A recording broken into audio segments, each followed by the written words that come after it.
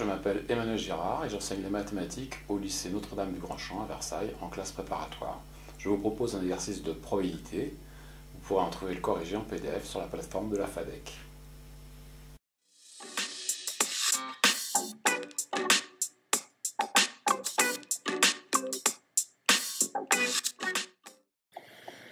Un des objectifs de cet exercice est de montrer que la convergence en moyenne entraîne la convergence en loi, mais que la réciproque n'est pas vraie.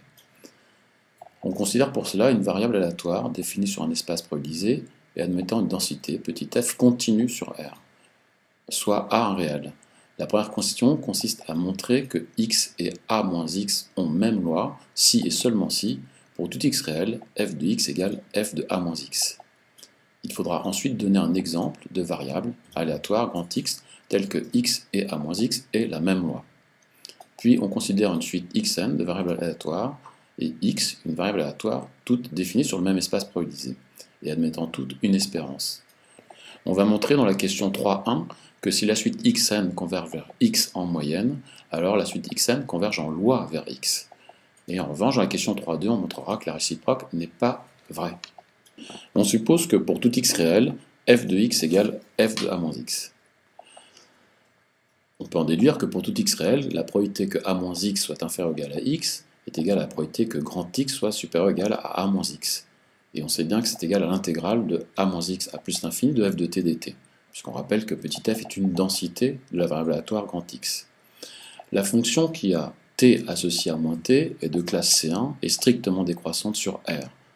Elle réalise donc une bijection de l'intervalle a moins x plus l'infini sur l'intervalle moins l'infini x, et du égale moins dt. Toutes les conditions sont réunies pour qu'on puisse faire un changement de variable, sachant que pour toute u réelle, f de u égale f de a moins u, on déduit que la probabilité que a moins x soit inférieure ou égale à x, qui est donc égale à l'intégrale de a moins x à plus l'infini de f de t dt, est égale à moins l'intégrale de x à moins l'infini de f de a moins u du. On vient d'effectuer un changement de variable ici. Puis, sachant donc que f de a moins u égale f de u, on obtient l'intégrale de moins l'infini à x de f de u du, c'est-à-dire la probabilité que x soit inférieur ou égal à x. Par conséquent, si pour tout x réel, f de x égale f de a moins x, les variables x et a moins x ont même fonction de répartition, donc même loi. On suppose maintenant que les variables x et a moins x ont même loi. On rappelle, et c'est un résultat de cours, que si f est une densité de la variable grand X, une densité de alpha x plus bêta, où alpha et bêta sont de réels avec alpha non nul, et la fonction qui a x associe 1 sur valeur absolue de alpha, f de x moins bêta sur alpha. F étant une densité de grand X, une densité de a moins x, et donc la fonction qui a x associe f de a moins x, puisque la valeur absolue de moins 1 égale 1.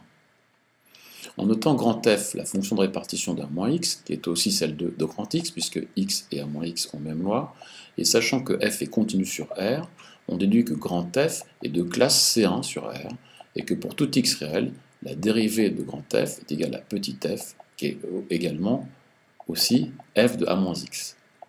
Par conséquent, pour tout x réel, f de x égale f de a moins x. En conclusion, si x est une variable aléatoire définie sur un espace probabilisé admettant une densité f continue sur R, x et a moins x ont même loi, si et seulement si, pour tout x réel, f de x égale f de a moins x. Nous allons maintenant donner un exemple de variable aléatoire x tel que x et a moins x aient même loi. Par conséquent, d'après le résultat précédent, il suffit de trouver une variable dont la densité vérifie, pour tout x réel, petit f de x égale f de a moins x.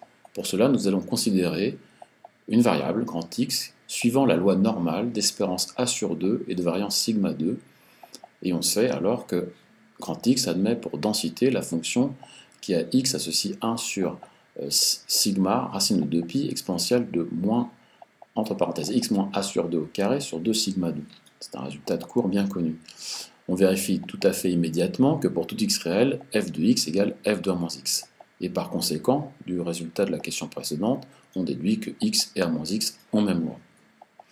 Une idée pour trouver cet exemple consiste à se rappeler qu'une fonction vérifiant pour tout x réel f de x égale f de a moins x admet dans un repère orthonormé la droite de l'équation x égale a sur 2 comme axe de symétrie. Lorsque, par exemple, a égale 0, Dans cet exemple particulier, on déduit que x et moins x ont même loi, et on dit que grand X suit une loi symétrique. Par exemple, une loi normale centrée est symétrique. Passons à la question 3. On considère maintenant une suite de variables aléatoires, xn, et une variable, toutes définies sur le même espace probabilisé et admettant toutes une espérance. Puisque ces variables admettent une espérance, alors pour tout n entier naturel, xn moins x admet une espérance. Et par conséquent, du théorème du transfert, on déduit que la valeur absolue de xn moins x admet une espérance. La variable xn moins x est une variable réelle positive, admettant une espérance, et en utilisant l'inégalité de Markov, on déduit que pour tout epsilon strictement positif, la probabilité que la valeur absolue de xn moins x soit strictement supérieure à epsilon est majorée par l'espérance de la valeur absolue de xn moins x sur epsilon. Une probabilité étant bien sûr toujours positive. Sachant que par hypothèse, la limite de l'espérance de xn moins x en valeur absolue est nulle, on déduit par théorème d'encadrement que pour tout epsilon strictement positif, la limite de la probabilité de xn moins x en valeur absolue strictement supérieure à epsilon est nulle. Ce qui signifie très clairement que la suite xn converge en probabilité, donc en loi, vers la variable grand X. Ainsi, nous venons d'établir que si une suite de variables converge en moyenne vers une variable grand X, alors elle converge en probabilité, donc en loi vers X. Nous allons maintenant voir que la réciproque n'est pas vraie. Pour cela, on considère X une variable aléatoire suivant une loi normale centrée réduite. Et on considère la suite formée de variables aléatoires telles que pour tout n entier naturel, xn égale moins x. Alors d'après les résultats de la question 1, pour tout n entier naturel, xn suit la même loi que x, donc xn converge en loi vers x. Mais pour tout n entier naturel, l'espérance de la valeur absolue de xn moins x est égale à l'espérance de 2x, puisque xn est égal à moins x. Or, sachant que la fonction qui a t associe deux valeurs absolues de t fois 1 sur racine de 2pi exponentielle de moins t2 sur 2 est paire, du théorème du transfert, on déduit que l'espérance de la valeur absolue de 2x est égale à 2 sur racine de 2pi, intégrale de 0 à plus l'infini, de 2t exponentielle de moins t2 sur 2 dt. Et sachant que l'intégrale de 0 à plus l'infini de t exponentielle de moins t2 sur 2 dt est égale à 1, ce qui se trouve immédiatement par recherche de primitives, on déduit que l'espérance de la valeur absolue de xn moins x est une constante non nulle, et par conséquent, la limite de cette espérance n'est pas égale à 0. Ainsi, si une suite xn converge en moyenne vers une variable x, nous venons de montrer à l'aide de l'inégalité de Markov qu'elle converge en probabilité, donc en loi. Mais la question 3 nous a prouvé que la réciproque n'est pas vraie. Ce corrigé est maintenant terminé, j'espère que ça vous a plu. Vous trouverez d'autres exercices et d'autres corrigés sur la plateforme de la FADEC, l'association de la formation à distance de l'enseignement catholique. Merci.